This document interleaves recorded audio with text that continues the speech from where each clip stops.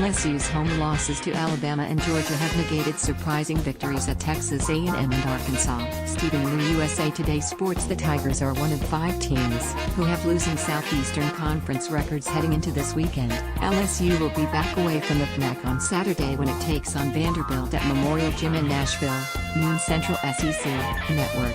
The Commodores have just one conference victory and are tied with Texas A&M for last place in the league standings. The Tigers were at a physical mismatch in their losses to the Crimson Tide and the Bulldogs. Both of those teams had longer, quicker and more athletic players than LSU. Such a scenario will not take place Saturday. None of Vanderbilt's wing players are taller than 6'5". The Commodores' most productive post player is Jeff Robertson, who is only 6'6". Robertson is contributing 15 points and 7 rebounds per game, both numbers leading the team. This will be a different matchup for us, LSU coach Will Wade said. They are not as long as some of the other teams we have played. They are built a little bit more like us. Their team looks a lot more like our team than other teams. That would be the best way to put it.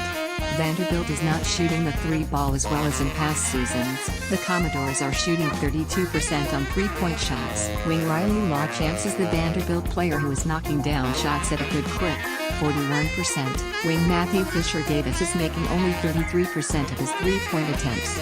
Their shooting percentage looks relatively pedestrian, but it is much better at home than it is on the road, Wade said. LaChance shot almost 50% from 3 last season. Fisher-Davis has shot it really well in the past. Robertson can drive it and make threes. He is going to be a problem for us.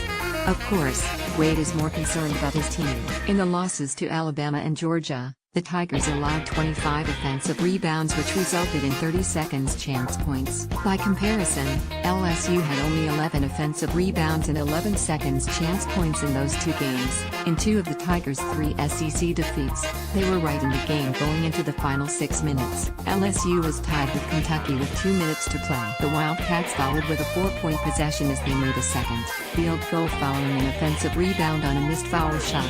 The Tigers were a stop away from knocking off the Bulldogs, following Duak Reith's field goal with 40 seconds to play. LSU forced a missed 3-point shot, but could not control the rebound. In a second chance, Georgia's Jan Martin made the game-winning basket with 5 seconds to play. I watched Missouri play Tennessee Thursday, Wade said. You have to close out games, and that's what Missouri did. We must make winning plays at the end of the game. Against Kentucky and Georgia, we missed 2 free throw blockouts in a 1-possession game. We had 2 missed blockouts in each game, and that was the difference. As we move forward, we have to be able to make those type of plays.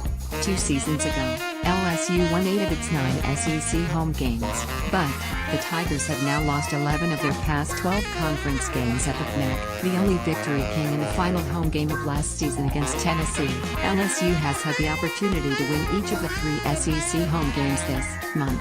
It is frustrating to be 0-3 at home in the SEC, Wade said. We have had chances to win all 3. We just haven't been able to do it. I don't know why we have played better on the road. If I had an answer, I would have corrected. It is not a one-size-fits-all type of answer.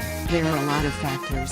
The Tigers have not won 3 consecutive SEC road games in 3 seasons when they defeated Ole Miss, Florida and Vanderbilt in a row. LSU has not won its first 3 league road games in 12 years. The Tigers won games at Arkansas, Mississippi State and Ole Miss in 2006. Their final 4